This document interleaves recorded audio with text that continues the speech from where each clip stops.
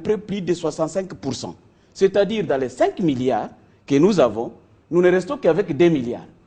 Le développement qui s'impose pour construire les routes, pour permettre les opérateurs économiques de quitter Kinshasa, atteindre Lubumbashi, Chikapa et tout consort, ont besoin d'une route. On ne va pas sacrifier tout ça pour... On ne doit pas sacrifier tout ça. Les Écoutez, élections, hein? nous devons être pratiques. Et moi, je suis statisticien et oui. en termes de finances publiques, si vous prenez la distribution de ces ressources que nous arrivons à mobiliser au niveau interne et que vous les dispatchez en fonction des priorités, moi, je déduis directement que l'opposition ne parle que des élections pour avoir l'emploi, mais pas pour conduire les politiques publiques de l'État. Excusez-moi, monsieur le Condorcet, tu auras ton temps. Oui, laissez-le parler, vous allez parler. Donc, dans les 2 milliards qui restent, vous prenez 1 milliard 200 pour financer les élections. Parce que lorsqu'on parle des élections, il ne faut pas voir seulement les élections présidentielles.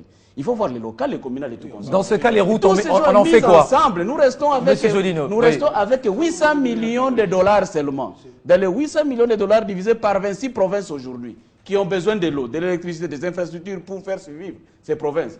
Moi, je pense que c'est un problème de choix. Mais comment vous avez fait alors pour mettre en œuvre pratiquement les 191 projets qui n'ont pas été budgétisés? Dans cette logique. Le projet d'abord, c'est un document prévisionnel. Et les propriétés s'imposent. Lorsqu'à Massina, il y a un problème, une coupure d'une route, ou la destruction d'une infrastructure, que bon nombre de la population bénéficie, on ne doit pas le faire. On ne peut pas se limiter à cela pour affecter aux élections pendant que la population de Massina a besoin. De deux, par rapport à la guerre que nous avons, je pense, et je suis en face des gens qui ont travaillé sur le terrain, par exemple mon aîné Mokia, qui connaît la République parce qu'il a à faire le café partout. Il connaît à l'Est, il connaît l'Ouest, il connaît le Centre et l'Équateur. Ensemble. Vous allez faire cette élection comment? Pendant qu'il y avait aussi une priorité extrême pour mettre fin à tous ces bobards de guerre qui sont à l'Est. D'ailleurs, le Jolino peut soutenir même que ces dialogues est lié. Ça, effectivement, parce que son parti politique, l'électorat principal qu'il compte avec, c'est l'Est de la République. Et aujourd'hui, bon Dieu. S'il vous plaît, continuez. Dans les analyses des sondages, vous allez voir les pourcentages qu'a Caméré à l'Est par rapport à l'Ouest et proposera par rapport aux autres régions. D'accord, on va passer la parole. À l'Est de la République, c'est que nous parlons ici. Il n'y a pas plus tard que la nuit. Il y a un village qu'on a incendié. Tu vas faire l'élection dans ce village pour faire quoi? Si vous allez à Beni, toutes ces tueries, au moins à Kinshasa, nous dormons, nous sommes en cravate, nous roulons avec les véhicules. Mais si vous allez dans le milieu, même à Walungu, dans les fiefs de président Caméré, je pense qu'il ne peut pas tenir ce discours parce que toute la population est dans des taudis. Voilà pourquoi je pense qu'il est important de recadrer toutes ces questions-là. Et sur le plan de sécurisation des élections, c'est très important. Moi, je pense, si l'opposition dit que les candidats de l'opposition ont été menacés par les gens de la majorité pour ne pas faire des élections, tout ça, moi, je vous dis, dans mon fief électoral de Fizi, les gens de la majorité ont été aussi déstabilisés par l'opposition. Voilà pourquoi il y a des préalables que nous devons tous réunir ensemble pour que nous puissions nous attendre à des résultats crédibles. Concernant le financement, nous puissions apaiser. Pour ce qui concerne les financements, je pense que le président de la République a utilisé des justes mots pour circonscrire l'état des lieux de finances publiques vis-à-vis des priorités. Et les priorités du chef de l'État, il a dit lui-même. Merci, M. Philippe. Il a dit dans le discours que nous ne devons pas appiéter les processus de développement à cause des élections. Mais plutôt trouvons un schéma qui pourra faire de sorte que et les élections et le développement puissent se tenir sans pour autant que un des secteurs puisse empiéter l'autre. Voilà, un peu en général. Et moi, je pense que c'est idoine et que tout le monde doit adhérer à ce schéma. Moi, je pense qu'il est important. Face à cette proposition, organiser les élections avec un système électoral qui sera peu coûteux, ça veut dire que pratiquement là, on va toucher à la Constitution, on va toucher aux lois du pays.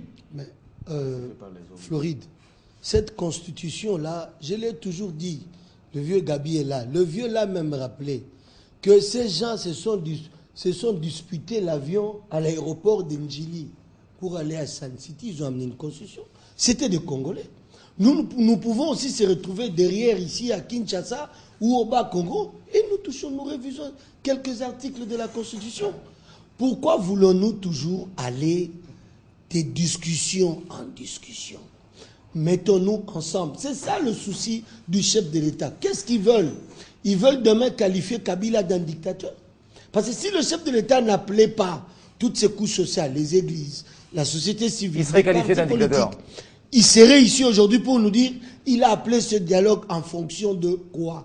Le ministre honoraire Runji vous l'a dit ici. le développement du Congo, c'est le souci de tout le monde. Les élections aussi, c'est le souci de tout le monde. Vous comprenez?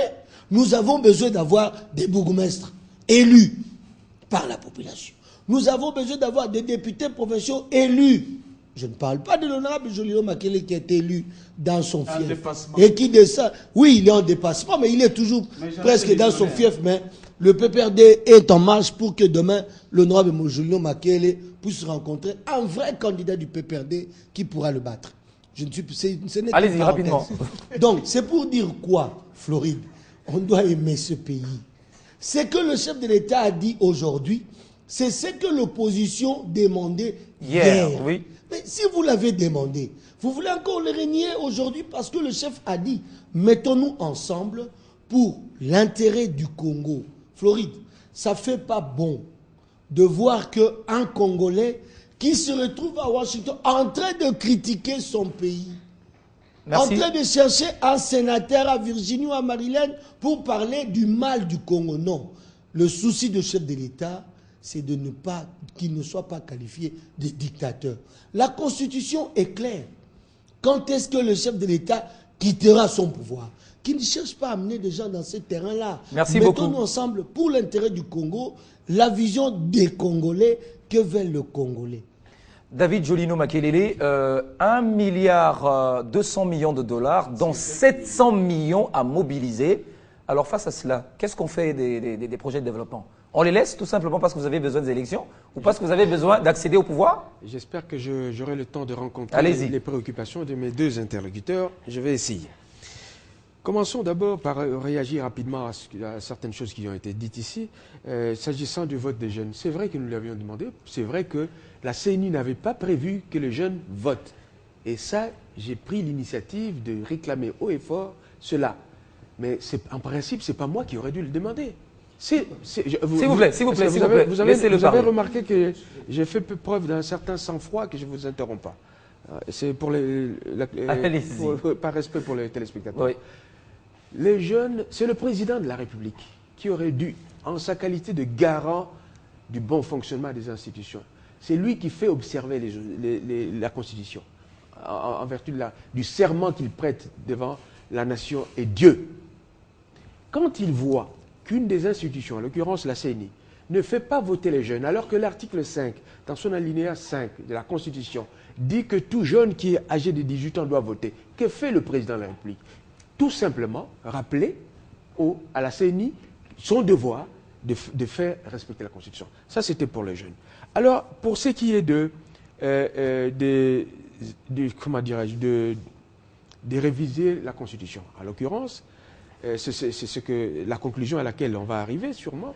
Je veux quand même rappeler ici que tous ces processus de dialogue, il est la résultante d'une intention bien affichée sur laquelle les preuves sont existantes. Ça, c'est pas dit dans le discours. On revient sur le message. Allez-y. Nous sommes en politique, monsieur le journaliste. Je vous écoute. Si c'est morcelé comme ça, ce sera difficile. Il faut que le peuple comprenne notre discours. Nous disons ce pouvoir est finissant. Ce dialogue, c'est un dialogue piège. Pourquoi? Parce que les intentions ont rencontré les réalités. Les intentions, on a commencé par le livre de Bochab, on est arrivé à des projets de changement de la Constitution, projet de recensement, projet de loi électorale conditionné au référendum. Et finalement, ce qui a sauvé tout cela, ou qui a amené au dialogue, c'est la lutte de janvier 2015 de Congolais. Et comment comptez-vous sauver alors la nation? Non, attendez, la nation n'est pas si en péril que ça. Mais leur discours, c'est de faire croire aux gens que la nation est... Mais nous avons organisé les élections en 2006, nous avons organisé les élections en 2016, en 2011, avec quel budget? Vous voulez nous faire croire qu'à l'époque, vous n'aviez aucune appréhension de la balance qu'il faut faire entre le développement et la démocratie? Non, monsieur, c'est comme dirait Coluche, vous venez de le découvrir, et pour le besoin de la cause, tout simplement pour justifier votre démarche de violer la Constitution. Je vous ai posé une question, moi. Mais moi, je termine avec ce qui est... Et puis, j'arrive. Ils ont parlé deux fois plus que moi. Et donc, quand on voit... on me parle de certains aspects de la Constitution, du dialogue, la sécurité, etc. les villages qui sont incendiés par-ci, par-là. Mais c'est lui qui doit défendre ces villages. C'est qui? C'est moi? Moi, j'ai pas d'armes, j'ai pas d'armée, j'ai pas de police. C'est vous, messieurs. Parce que vous ne le faites pas qu'il y a ça. Peut-être même que vous le feriez. C'est pas lui non plus, c'est l'armée. Non, c'est la police. C'est la police d'abord, la sécurité urbaine, etc. Et l'armée pour ce qui est de combattre aux frontières. Et si ça ne se fait pas, c'est qu'ils sont incapables. C'est clair. Alors, revenons un peu à ce qui concerne les vraies raisons du dialogue. Je viens de l'expliquer. C'est-à-dire qu'ils veulent chercher le glissement, ils veulent habiller ça, ils ont besoin des gens pour le... J'arrive. 1 million 200. 1 million, 1 milliard. Oui, j'arrive. Monsieur, lorsque dans un budget, je l'ai dit déjà tout à l'heure, l'autorité budgétaire vous autorise, vous gouvernement, à mettre 250 millions au cours de l'exercice budgétaire 2012, 2013, près de 250 millions également. Bon, ça tourne 250, 350 millions. Au total, sur 4 exercices budgétaires, vous aurez dû avoir près d'1 milliard de dollars pour les élections. À mobiliser. Pour les élections, oui. Oui, pour les élections, pour donner à la CENI. Depuis 2011. C'est depuis 2011 qu'ils savent, ces gens-là, on devait organiser un cycle électoral en 2015-2016. Ils ne l'ont pas fait. Ils ne l'ont pas fait et pour cause. Je viens de vous dire que c'est sciemment qu'ils ne l'ont pas fait. Sciemment, afin de mettre le pays dans la situation où les gens vont se dire non, il n'y a pas d'argent, force majeure. Non, ils le font sciemment pour faire dépasser le mandat du président de la République. Et donc, je dis ceci. Quand dans l'entretemps, ce n'est pas moi qui le dis, c'est la Cour des comptes. Vous avez des projets non budgétisés, monsieur. Sur 4 exercices, vous arrivez presque à 1 milliard. C'est la Cour des comptes. Vous faites plus de 200 millions de projets non budgétisés à chaque exercice budgétaire. Et donc, vous arrivez pratiquement à 1 milliard. Donc, la mégestion vous donne près de 1 milliard en main. Et maintenant, vous commencez à alléguer le fait que sur un budget de 5, il n'y a que 5 milliards que nous mobilisons en propre. Et puis le reste, c'est difficile ce qui nous reste de faire. Non, monsieur, nous, dans ce budget-là, vous dites que vous avez 500 millions. Nous disons, chiche, qu'est-ce qu'on fait puisque la démocratie risque d'être en danger? Mettez de côté les élections qui n'ont pas un caractère dirimant. Qui n'ont pas... S'il vous plaît, vous avez compris que je vous conseille de ne pas interrompre, mais je crois que c'est... S'il vous plaît. Alors, s'il vous plaît, alors, donc, je disais ceci.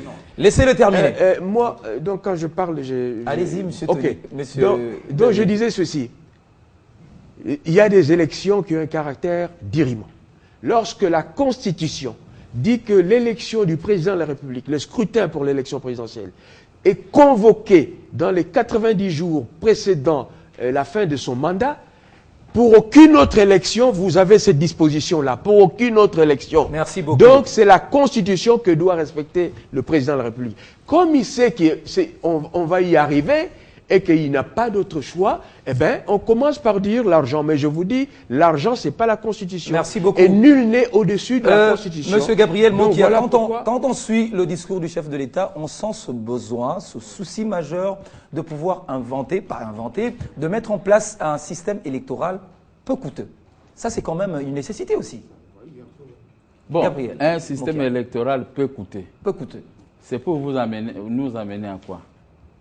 À des élections. À épargner assez d'argent au profit des projets de développement. Nous amener et organiser des élections. L'ensemble des élections. Nous amener dans une élection à suffrage universel indirect. Donc, nous n'aurons pas les moyens pour donner aux députés et les votants, les sénateurs, et que lui-même, je ne sais pas si c'est parti-là qu'on va désigner, qu'on va désigner comme dauphin du président de la République, il va passer.